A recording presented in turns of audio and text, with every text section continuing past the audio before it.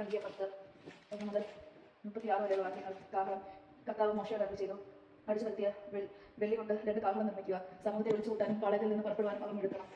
അവർ രണ്ടും ഒന്നിച്ച് മുഴങ്ങുമ്പോൾ സമൂഹം മുഴുവൻ സമാധാന കൂടാരത്തിന്റെ വാതിൽക്കൽ നിന്റെ മുൻപിൽ സമ്മേളിക്കണം. ഒരു കാഹളം മാത്രം ഊതിയാൽ ഇസ്രായേലിലെ ഗോത്രത്തലവന്മാരായ നായകൻ മാത്രം നിന്റെ മുമ്പിൽ ഒന്നിച്ചു കൂടണം. സന്നാഹത്തിനുള്ള ആദ്യ കാഹളം മുഴങ്ങുമ്പോൾ കിഴക്ക് വശത്തുള്ള പാളയങ്ങൾ പുറപ്പെടണം. അത് രണ്ടാം പ്രാവശ്യം മുഴങ്ങുമ്പോൾ തെക്ക് വശത്തുള്ള പാളയങ്ങൾ പുറപ്പെടണം.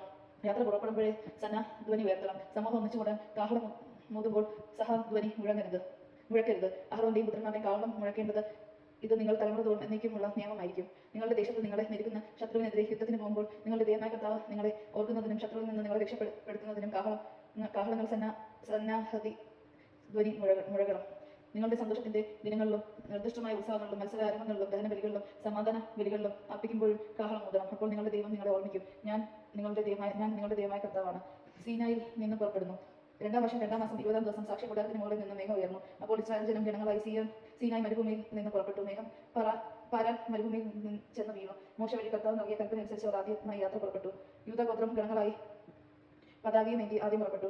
അമിനാദാബിന്റെ മകൻ നഹ്ശോനായിരുന്നു അവരുടെ നായകൻ. ഇസ്രായേൽ ഗോത്രത്തിന്റെ മുൻപിൽ നടക്കുന്നത് സുവാലിന്റെ മകൻ നെത്തനേലാണ്.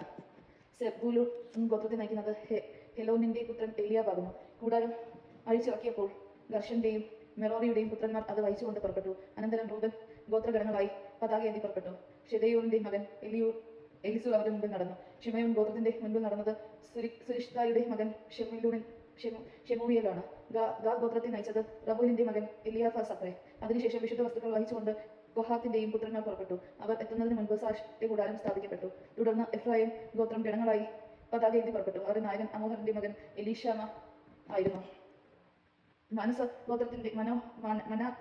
ഗോത്രത്തിന്റെ മുമ്പിൽ നടന്നത് പെഹദാസോറിന്റെ മകൻ ഗമാലിയേലാണ്. ബെഞ്ചമിൻ ഗോത്രത്തിന്റെ നയിച്ചത് ഗിദെയോന്യയുടെ മകൻ അബീദാൻ. ദാൻ ഗോത്രം അണികളായി പതാക ഏന്തി എല്ലാ സംഘങ്ങളുടെയും പിന്നിരയായി പുറപ്പെട്ടു. അമിഷാദിയയുടെ മകൻ അഹിയേസർ അവരുടെ മുൻപിൽ നടന്നു. ആശേർ ഗോത്രത്തിന്റെ മുമ്പിൽ നടന്നത് ഓക്രോന്റെ മകൻ തഗീൽ ആണ്. നഫ്താലി ഗോത്രത്തെ നയിച്ചത് എന്നാറിന്റെ മകൻ അഹീറ. അണികളായി യാത്ര പുറപ്പെട്ടപ്പോൾ ഇസ്രായേൽ ഈ ക്രമത്തിലാണ് നീങ്ങിയിരുന്നത്. തന്റെ അമ്മായപ്പനായ മിദിയാൻ കരൻ ഡബോയിലിന്റെ മകൻ അവനോട് മോശ പറഞ്ഞു, കർത്താവ് ഞങ്ങൾക്ക് നൽകുമെന്ന് അരുളി ചെയ്ത സ്ഥലത്തേക്ക് നമ്മൾ പുറപ്പെടുകയാണ്. ഞങ്ങളുടെ കൂടെ വരിക.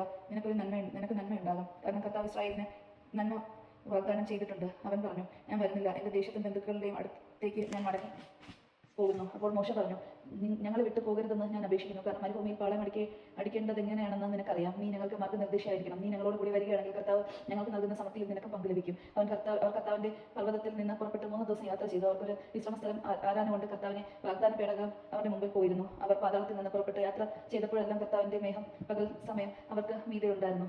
പേടകം പുറപ്പെട്ടപ്പോഴെല്ലാം മോശ പ്രാർത്ഥിച്ചു, കർത്താവെ ഉണരുക, അങ്ങയുടെ ശത്രുക്കൾ ചിതറിക്കോട്ടെ, അങ്ങേ ദുഷിക്കുന്നവർ പാലായനം ചെയ്യട്ടെ. പേടകം നിശ്ചലമായപ്പോൾ അവൻ പ്രാർത്ഥിച്ചു, കർത്താവെ അവിടെ ഇസ്രായേലിന്റെ 10,000 തിരിച്ചു വന്നാലും. ദൈവജനമാണ് നാം കേട്ടത്. നമുക്ക് ദൈവത്തെ സ്തുതിക്കാം. ക്രിസ്തു അങ്ങേക്ക് സ്തുതി.